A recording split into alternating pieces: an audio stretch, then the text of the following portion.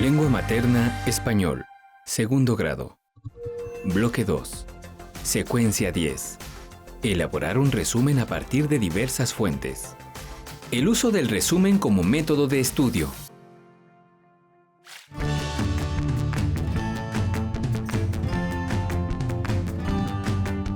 Hola, seguramente alguna vez han tenido que hacer un resumen. ¿Recuerdan cómo lo elaboraron? ¿Con qué finalidad lo hicieron? Veamos qué es un resumen y cómo se hace.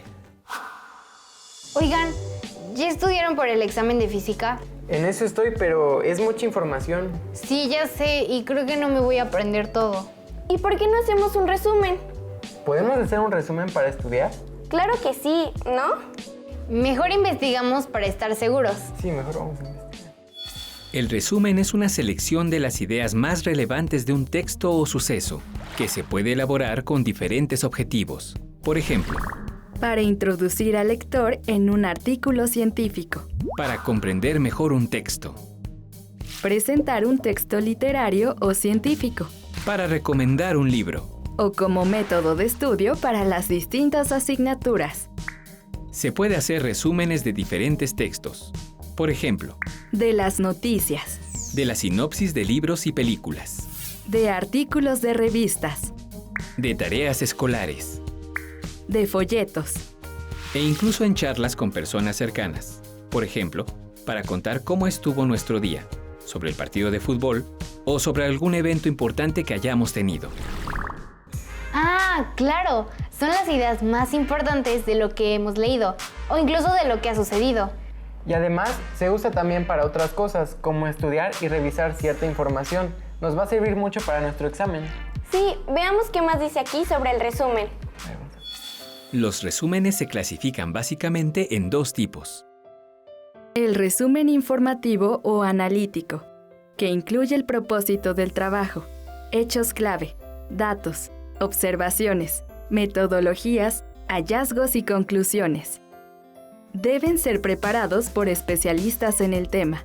El otro tipo de resumen es el indicativo o descriptivo, que describe de manera general el contenido que se leyó.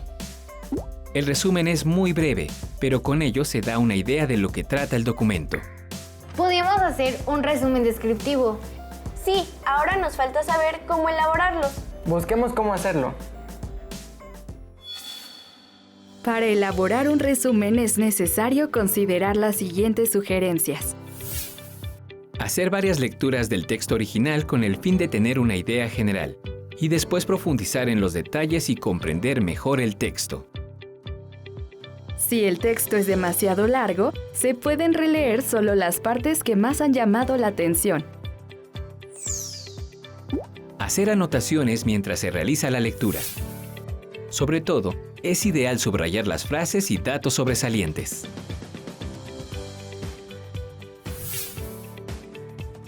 Verificar que las partes subrayadas tengan sentido y coherencia para comprobar que corresponden a lo más relevante del texto.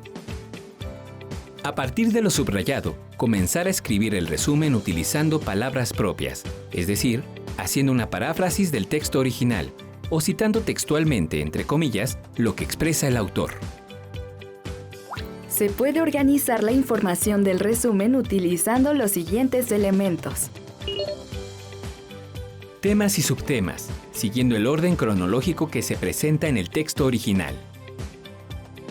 Organizadores gráficos como cuadros sinópticos, mapas conceptuales u otros. Para unir las ideas son indispensables los nexos, que son palabras que enlazan oraciones y facilitan el proceso de síntesis al resumir. Por ejemplo, y, ni, que, pero, sin embargo, y es decir, entre otros. El resumen debe ser breve, claro, completo y objetivo, con una redacción coherente y que refleje el estilo de quien lo escribe. Organicé el resumen con temas y subtemas. Yo lo organicé en un mapa conceptual. Y yo en un cuadro sinóptico. Ahora sí, estamos listos para estudiar. Sí, así estamos listos. A ver, enséñame. ¿Se dan cuenta de que mucha de la información que recibimos día a día es un resumen de algo más? es más fácil visualizar esa información resumida en organizadores gráficos. ¡Adiós!